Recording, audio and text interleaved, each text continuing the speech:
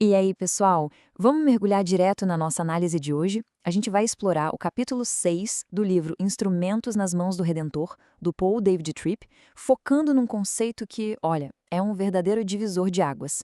A ideia de que qualquer um de nós pode ser um instrumento de mudança profunda na vida de outra pessoa. É sobre olhar bem além daquela superfície das interações do dia a dia, sabe?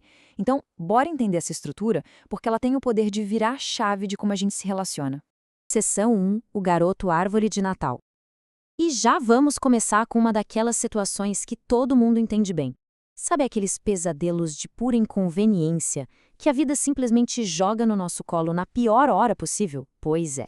O autor conta uma história incrivelmente real e, nossa, super fácil de se identificar. Ele estava lá, prestes a falar num evento para famílias da igreja, o palestrante principal do fim de semana. A família dele inteira sendo levada para sentar bem na primeira fileira. E adivinha quem entra? O filho adolescente dele ostentando um cabelo tingido de um verde brilhante. Nas palavras do próprio Tripp, o garoto parecia uma árvore de Natal ambulante. Imagina só a cena, é a imagem pura do pânico e daquele embaraço absoluto quando todos os olhos se viram para essa situação inusitada.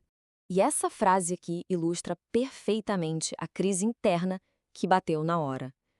Quem vai ouvir qualquer coisa que eu disser? Isso captura o desespero do momento, né? A reputação do palestrante parecia estar derretendo segundos antes de ele subir ao palco. E aí, a raiva começou a ferver. Mais detalhe. Não necessariamente por uma preocupação genuína com o filho, mas pelo puro constrangimento público. O foco dele estava 100% na própria inconveniência. O que nos leva a essa pergunta crucial. Ela é a base de toda a nossa explicação de hoje. Quando rola um conflito ou uma frustração com alguém, de onde estão vindo as nossas reações?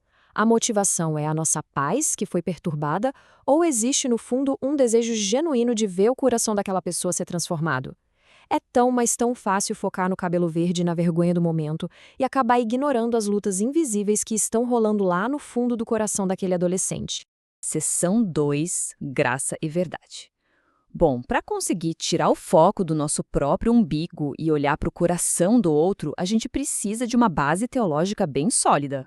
O ponto central do Tripp aqui é que o modelo definitivo, o exemplo máximo para ajudar as pessoas, é a encarnação de Cristo. E olha, não estamos falando só de um evento histórico, não.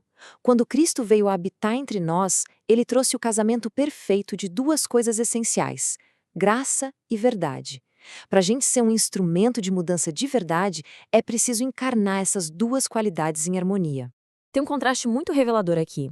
Olha só o que acontece quando a gente tenta separar essas duas coisas. A verdade sem a graça fica dura, condenatória, acaba esmagando as pessoas.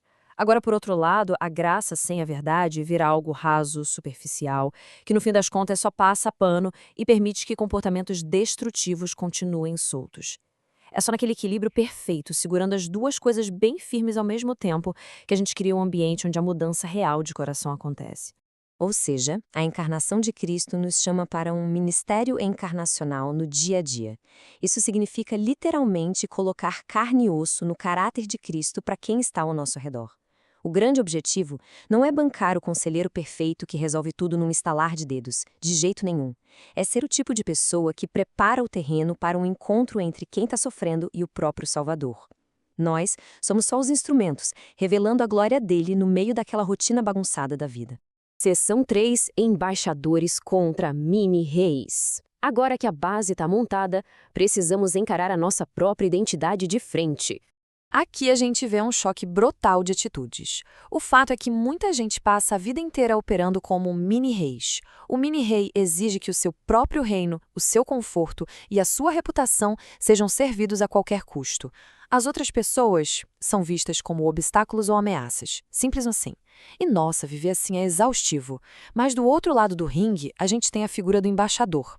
O embaixador sabe que a vida não gira em torno dele, mas sim em representar um rei infinitamente maior.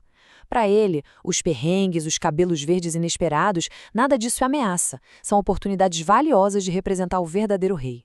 Então a grande pergunta, como é que um embaixador age na prática, no calor do momento? Ele mantém 3 coisas fundamentais no radar o tempo todo. Primeiro, a mensagem do rei, o que precisa ser comunicado nessa situação específica com base na verdade. Segundo, os métodos do rei, como agir diante desse conflito para trazer mudança de verdade, e não só exigir uma submissão forçada. E terceiro, o caráter do rei. A atitude está demonstrando compaixão e paciência, ou só irritação e uma vontade louca de controlar tudo? E isso nos joga direto de volta lá para a história do garoto árvore de Natal. Essa frase escancara a batalha interna que rolou naquele exato segundo. Quase explodindo de vergonha, o pai sacou que a reação dele ia depender todinha de quem estava sentado no trono do coração dele. Ele ia agir como um mini-rei defendendo o próprio ego ferido ou como um embaixador tentando entender o coração do filho com graça e verdade. Essa escolha que a gente enfrenta todo santo dia em qualquer relacionamento. E chegamos à seção 4. Amar, conhecer, falar, fazer. Por que reconhecer que somos embaixadores é só o pontapé inicial? A gente precisa saber o método prático para facilitar essa mudança de coração. Olha só como isso se encaixa. Aquela mudança superficial, tipo colocar um band-aid no comportamento externo ou focar só no fruto ruim, simplesmente não se sustenta no longo prazo. A mudança duradoura tem que ir na raiz, lá no centro de tudo, o coração. E o método do embaixador, para chegar no coração, se apoia em 4 ações simultâneas: amar, conhecer, falar e fazer. Mas prestem muita atenção nesse detalhe antes da gente destrinchar cada uma delas. Essas palavras não são degraus de uma escada que a gente sobe uma vez e tchau. Não são caixinhas para dar um check numa lista de tarefas. Elas representam um estilo de vida contínuo.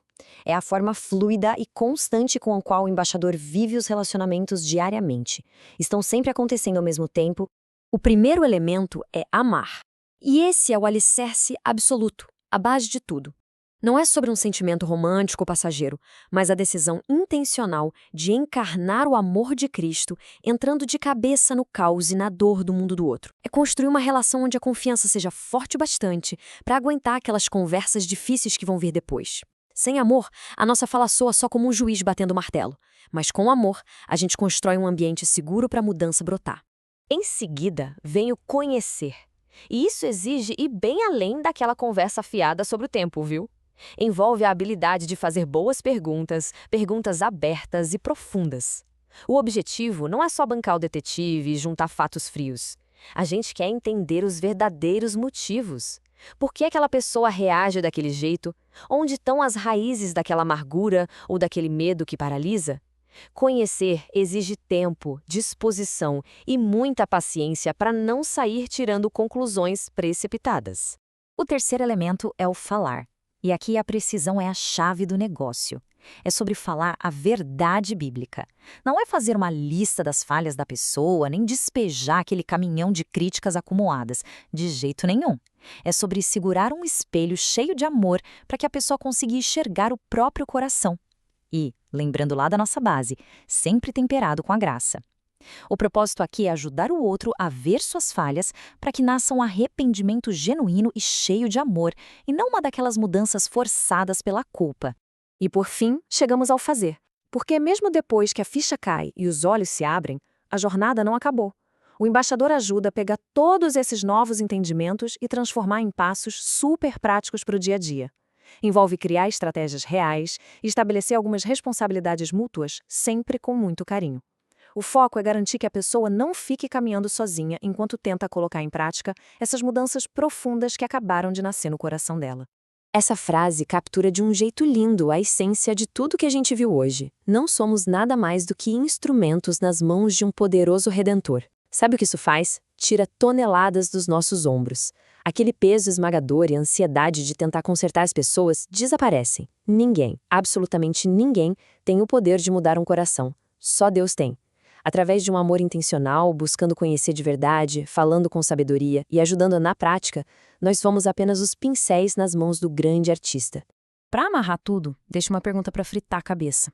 Na próxima vez que o caos estourar, seja um filho entrando na sala com o cabelo verde fluorescente ou qualquer outro choque que a vida nos relacionamentos traz, qual reino vai estar sendo defendido ali na hora H? O nosso próprio reinozinho de conforto, de imagem, ou será que a gente vai ver a chance de ouro de ser um instrumento vivo da graça e da verdade de Cristo? Fica essa reflexão para a gente mudar as nossas reações de hoje em diante. Muito obrigado por acompanhar essa explicação e até a próxima.